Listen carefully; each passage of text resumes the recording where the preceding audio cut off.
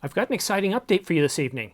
The Canon EOS R1 will sport focus stacking, exposure stacking, and f-stop stacking with computational power to deliver 20 stops of dynamic range, deliver much faster autofocus, and be capable of more than 20 megapixels. Let's get into it.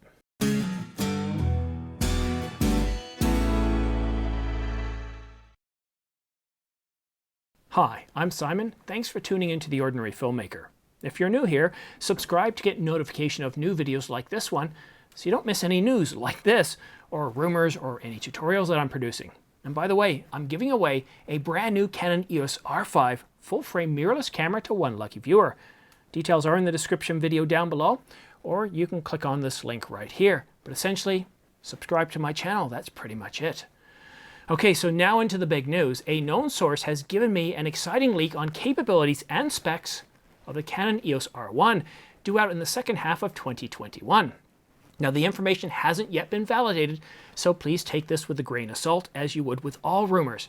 The Canon R5 confused a lot of people because Canon pushed its video features 6 months leading up to its release. But the R5 is, first and foremost, a photographer's camera first. It's aimed at wedding, event, landscape, architecture, and portrait photographers, to name a few, while providing video features that do exceed the expectations of most. Now, the Canon EOS R1 is aimed at fast action, sports, and event photographers first and foremost, although it does have and provide, or will provide, exceptional video capabilities, so long as it doesn't get in the way with its first mandate, and that's photography of fast action, sports type photography.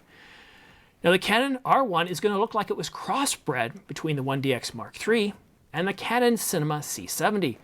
The larger size, I'm told, will help it accommodate heat, but still be ergonomically pleasing. All right, so what I want to do now is I want to confirm what other rumors have been stating, that the Canon R1 will have an all-new image sensor, but it's going to be capable of more than 20 megapixels. Though unfortunately my source couldn't confirm how many. It will have quad-pixel autofocus, and it will have the fastest autofocus system in any Canon camera. And of course it's going to have a global shutter. And now for the new stuff. The Canon EOS R1 will use computational power to deliver focus stacking, exposure stacking, and f-stop stacking, to name a few, all done in camera.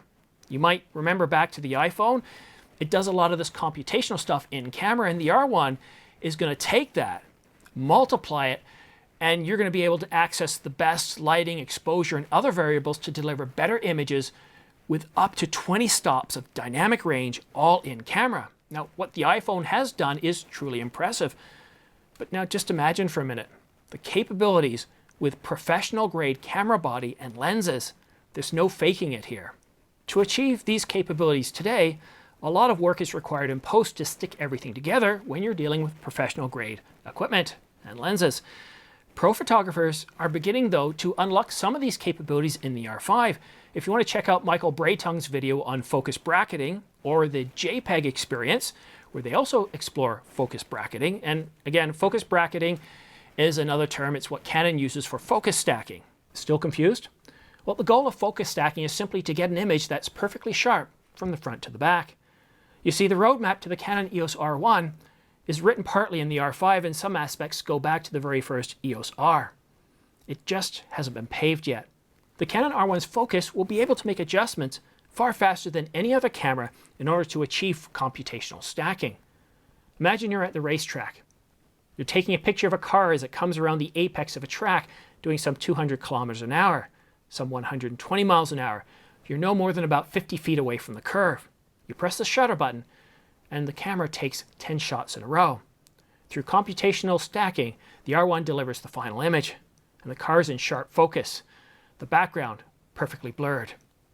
The Canon R1 will have a built-in 1 gigabit Ethernet port, GPS, and have high frame rates, and the price is expected to be somewhere between $6,000 and $8,000. In the coming days, I expect to have more information to clarify the R1 capabilities and specs. Oh, and one last thing.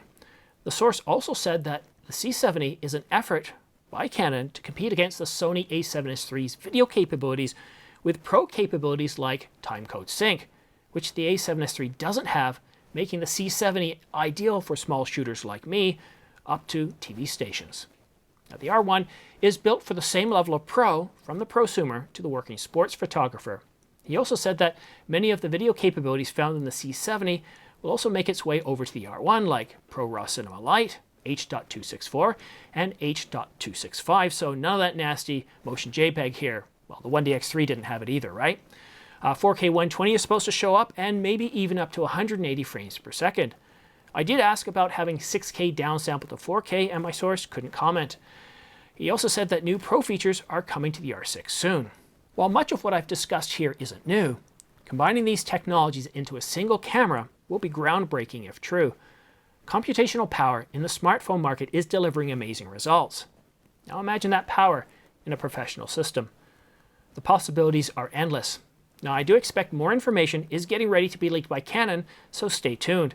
This is going to be an amazing journey of leaks followed by official announcements and confirmations over the next 6 months. But that's it for now.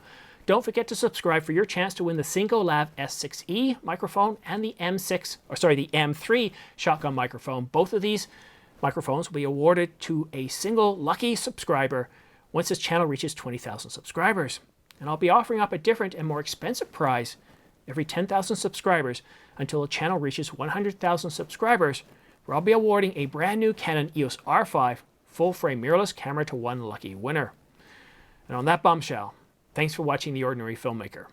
We'll see you again soon.